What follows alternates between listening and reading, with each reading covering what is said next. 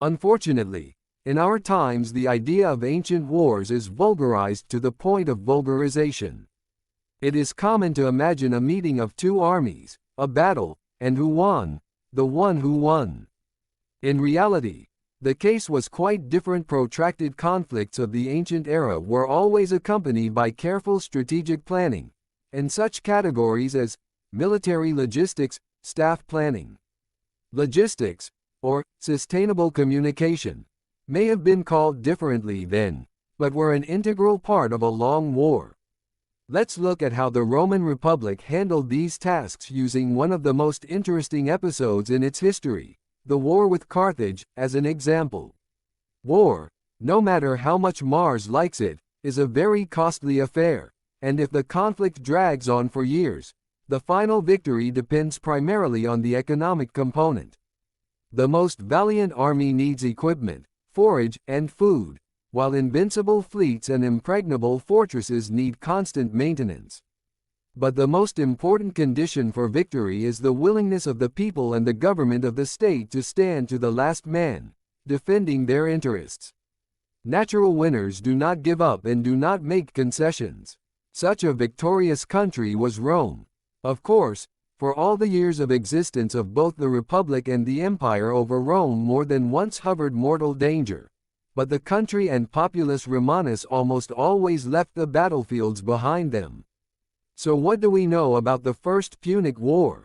In the course of the conflict, which lasted for 23 years, the initiative more than once passed from one side to the other. There were grandiose sea battles and long sieges of cities. Each fighting side had to fully restore the army in the midst of the war. However, no difficulties and dangers did not break the desire of Rome to fight to the victorious end. It should also be noted that the Punic War was the first overseas campaign of the Roman Republic. Prerequisites for the outbreak of war.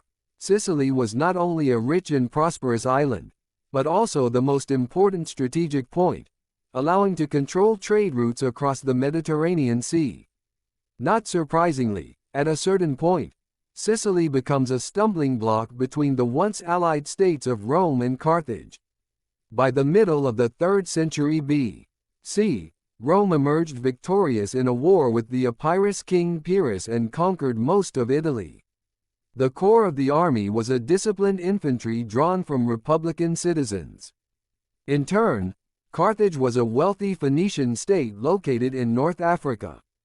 Thanks to the income from trade, Carthage could afford to maintain a mercenary army and an impressive navy.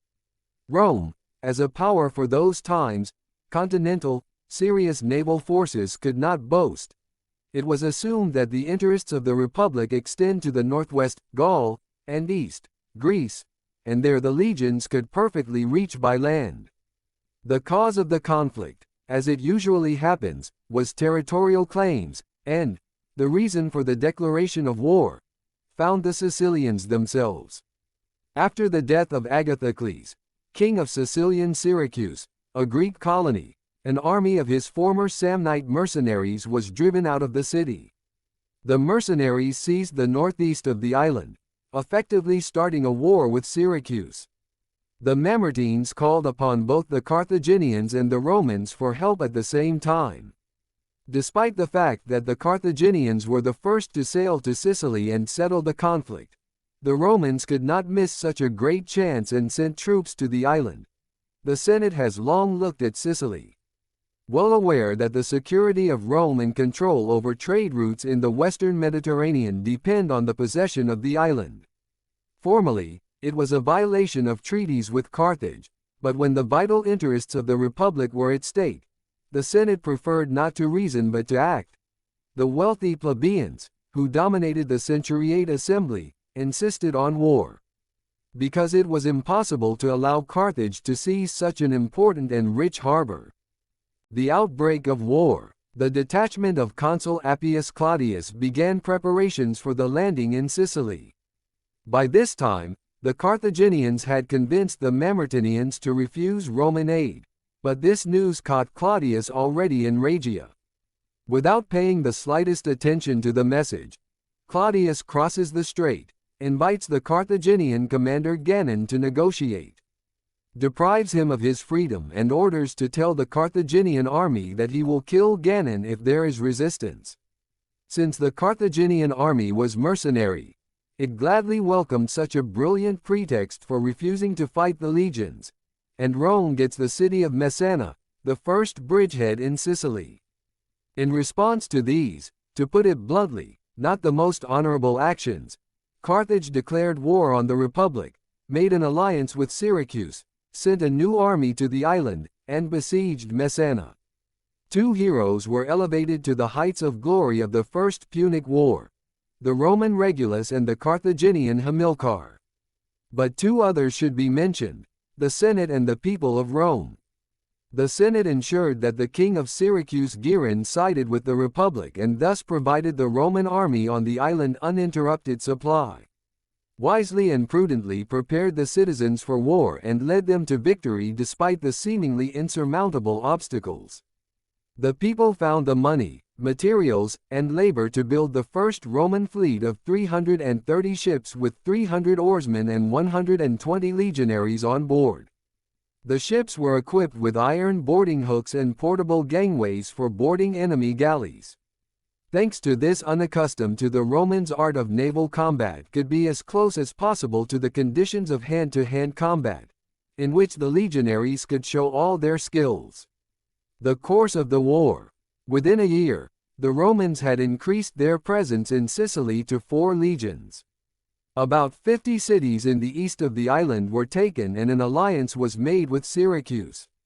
Carthage gathered a mercenary army of barbarian peoples, Gauls, Celtiberians and Ligures, and stationed it in the city of Agrigent. After 6 months of siege, Agrigent was captured by the forces of the Republic, dealing a significant blow to Carthage. Nevertheless, Carthage remained superior at sea. A navy was being built. As a model was taken Carthaginian ship, Pentera, washed ashore. The first sea battle of the Roman fleet ended unsuccessfully for him. 16 ships Romans Carthaginians captured in the harbor Budesa. However, quickly developed and immediately applied at sea tactics of boarding allowed the commander of the Roman fleet Gaius Duilius to break the Carthaginian fleet in the Battle of Milla and earn a justified triumph. Rome finally became a maritime power. War is fought with mixed success in Cilicia and Corsica. The Roman African campaign began. The troops of the Republic, under the command of consuls Regulus and Vulzan, landed in the north of the mainland and took the city of Cluppi. Vulzan traveled back to Sicily. Regulus continued to fight in Africa, where the armies of the Carthaginian generals, Hamilcar and Hasdrubal, were united against him. The Romans proceeded to lay siege to the city of Ades, while countering the Carthaginian units sent as reinforcements to Ades. Because of the hilly terrain, the Carthaginians were unable to use elephants and cavalry. 18 elephants were later taken to Rome as trophies, and their infantry was defeated. After this victory, Regulus continued the capture of African cities, and in the lands controlled by Carthage rebellions arose. Peace negotiations began, the initiative of which different historians attribute either to Regulus or to Carthage.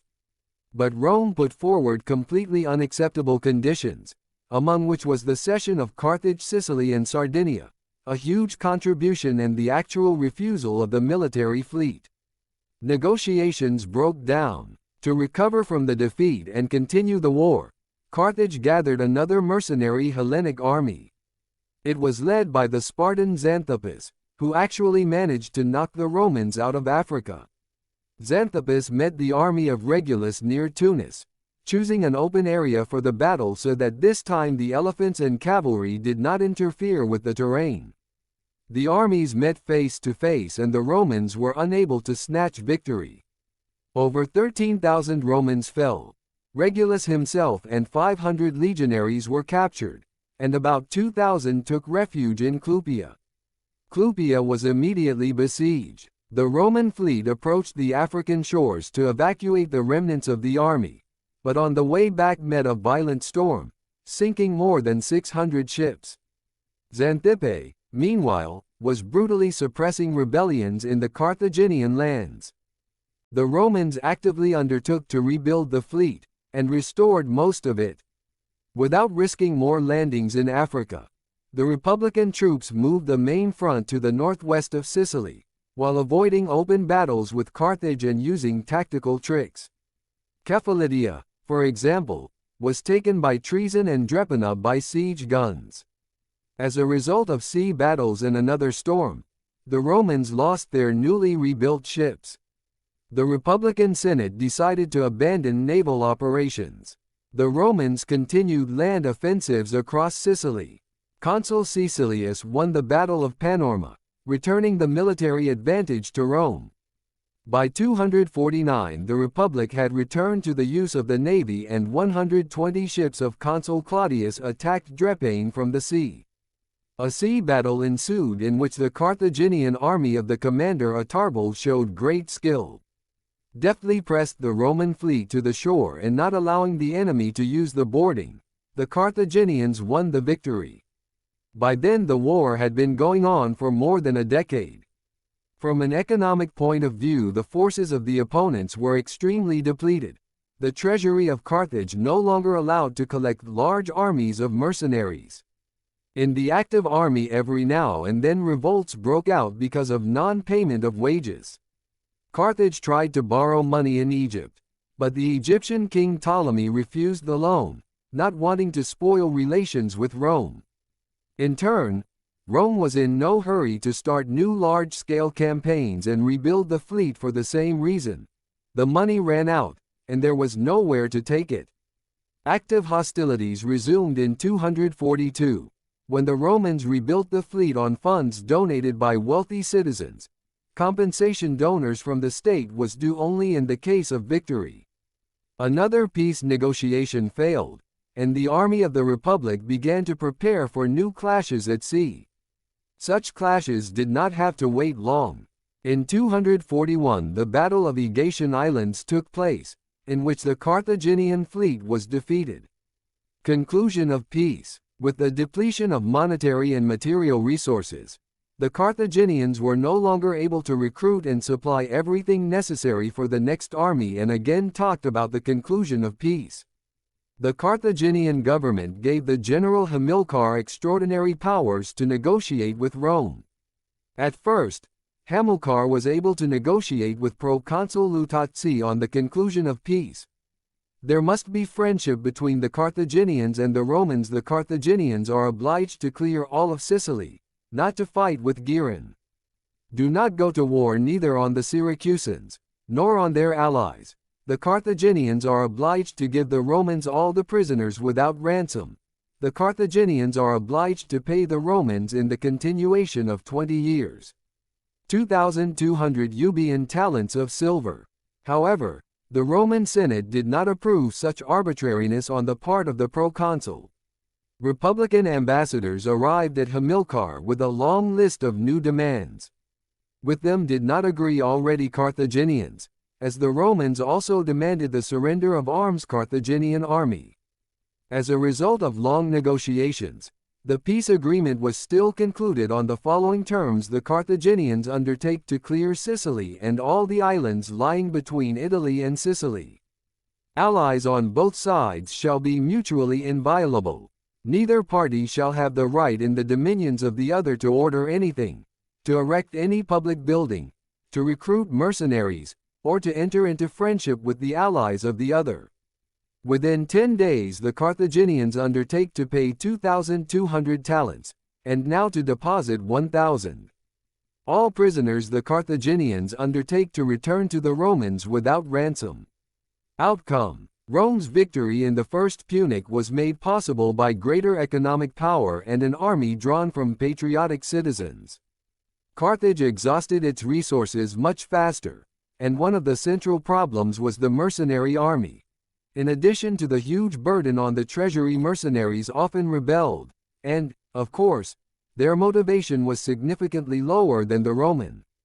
To the significant disadvantages of the Roman army can be attributed the frequent change of command. Victory in battle depends largely on the talent of the commander, and such repeatedly rotated as consular and magistrate elections. The achievement of the war was that both sides learned to saddle up at a gallop, to change the organization of the troops and quickly react in the strategic tactical area directly in the course of intense hostilities. At the peace agreement, the confrontation between Rome and Carthage did not end. Many years later, historians will call the war the First Punic War. Peace, especially concluded on similar terms, did not resolve the conflict between the states. The confrontation only heated up, and later grew into the Second and Third Punic Wars.